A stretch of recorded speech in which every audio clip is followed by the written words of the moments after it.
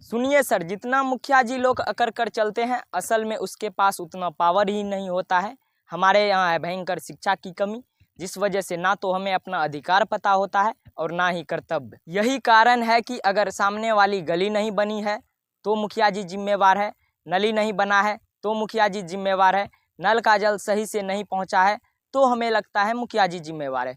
जबकि हकीकत ये है कि अगर ये सारी चीज़ें नहीं हुई है तो उसके लिए मुखिया जिम्मेवार नहीं है और ना ही आप सवाल मुखिया जी से कर सकते हैं। लेकिन आसान भाषा में ये सारी चीज़ें समझने से पहले नए दर्शकों को अपना परिचय दे देता हूँ। नमस्कार, मेरा नाम कुमार गुरुदेव। आप देख रहे हैं मधेपुरा दस्तक का खास शो पंचायत।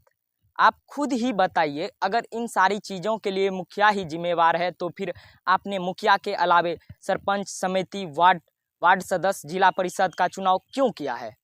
सर, हकीकत तो ये है कि आपको और हमको पता ही नहीं होता है किसका क्या अधिकार है, किसका क्या सैलरी है।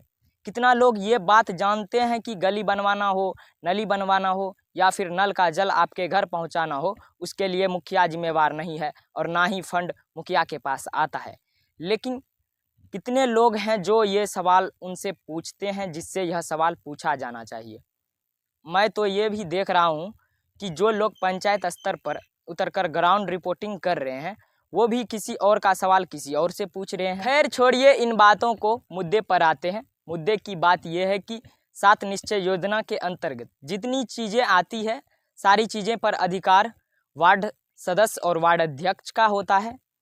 अब चाहे उसमें गली का निर्माण हो, नली का निर्माण हो या फिर नल का जल आपके घर पहुँचने वाली बात हो, तो अगर इन चीज़ों में घटोला हुआ है, अगर आपको लगता है कि अभी तक हमारा गली क्यों नहीं बन पाया, नली क्यों नहीं बन पाया और नल का जल क्यों बीचे में ऐसे टूट के रह गया, तो कॉलर पकड़िए अपने क्षेत्र के वार्ड अध्यक्ष का, कॉलर पकड़िए वार्ड सदस्य का और उनसे पूछिए सवाल कि ये वाला पैसा कहाँ गया?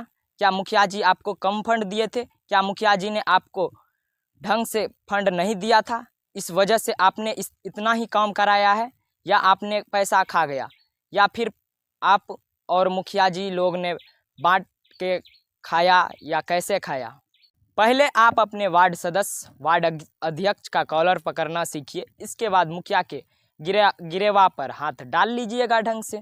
सर, ये मैं बात इसलिए कह रहा हूँ क्योंकि मुखिया ने फंड एलोकेट कर दिया वार्ड सदस्य और वार्ड अध्यक्ष का। अब वार्ड सदस्य, वार्ड अध्यक्ष ने काम कैसे कराया, कितना कराया, इससे मतलब ज़्यादा मुखिया जी को नहीं है, क्योंकि इन सारी चीज़ों का जांच पड़ताल सरकारी तंत्र करती है। उसमें जेई होता है और भी बहुत सारे लोग होते हैं। मुखिया बस ये देखता है कि हमने जो फंड दिया है उस फंड का काम हुआ है कि नहीं हुआ है।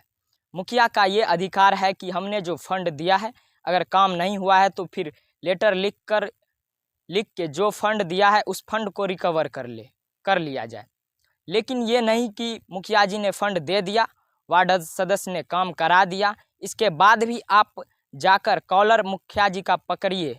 हर चीज़ में आप मुखिया जी का कॉलर नहीं पकड़ सकते हैं। मैं यहाँ कोई मुखिया जी लोगों का डिफेंस नहीं कर रहा हूँ, बस आप लोगों को ये सही जानकारी दे रहा हूँ जो आपको होना चाहिए। लेकिन समस्या हमारे यहाँ ये है कि जो भी लोग वार्ड सदस्य और वार्ड अध्यक्ष बन रहे हैं वो इतने अशिक्षित हैं, इतने गंवार हैं और इतने अनपढ़ हैं, उनको खुद अपना हक और कर्तव्य पता ही नहीं है कि भला वो क्या काम करेंगे और क्या कराएंगे। इसीलिए होता ये है कि जहाँ पर कमीशन खोरी करके या जैसे भी जहाँ पर भी कमाई या वार्ड सदस्य या फिर वार्ड अध्यक्ष कर सकता है, वहाँ कमाई मुखिया कर लेता है। वो उदाहरण के लिए मुखिया जी ने अपना फंड दिया वार्ड अध्यक्ष को कि ये गली बनवाना है। अब वार्ड अध्यक्ष को कुछ पता ही नहीं है तो मुखिया जी फंड देंगे ही नहीं वार्ड अध्यक्ष को, सीधे वार्ड सचिव से साइन कराएंगे, काम अपने हिसाब से कराएंगे और बदले में जो भी कुछ बनता है वार्ड अध्यक्ष या वार्ड सदस्य को थोड़ा सा दे देंगे। उतने पर वार्ड सदस्य साहब हो गए खुश और मुखिया जी भी बढ़िया से अपना काम भी कर लिए और बाकी अपना पैसा जो गली बनाने में बचा आप खुद ही देख रहे हैं।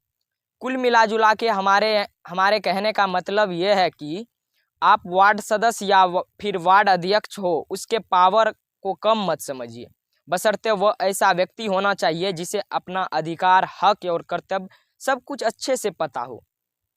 इसीलिए हमारी अपील भी है कि इस बार आप भले मुखिया जी से भी चुने, लेकिन वार्ड सदस्य, वार्ड अध्यक्ष, एक ऐसे लोगों को मुखिया चुनिएगा जो थोड़ा सा मजबूत हो, जो मुखिया जी से एक हाथ कर सके, जो अपने हक और अधिकार के लिए लड़ सके।